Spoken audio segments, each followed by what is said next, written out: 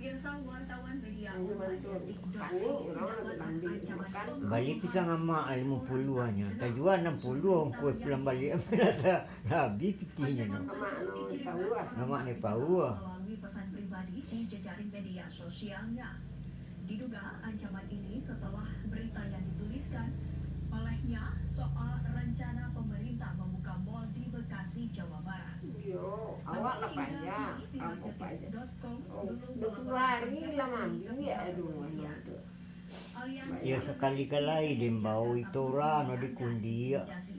Oh, orang lebih tumbuh mantu nabi dino. Kini tabu abi dino.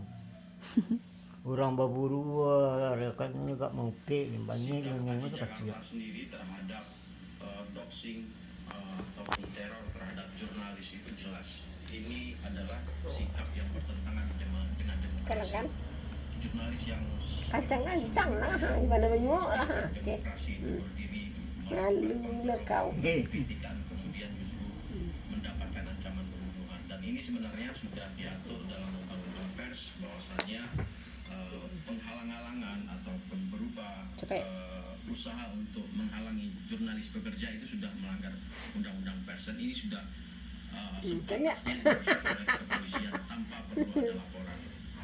Kemudian terkait dengan apa yang akan kami lakukan, Lancar-lancar lah punya betul di kecil tu, kecil. pers, kami bersama bersedia ataupun akan membantu proses hukum untuk pendampingan. Bayar mana tu ni tanam mengarai bah.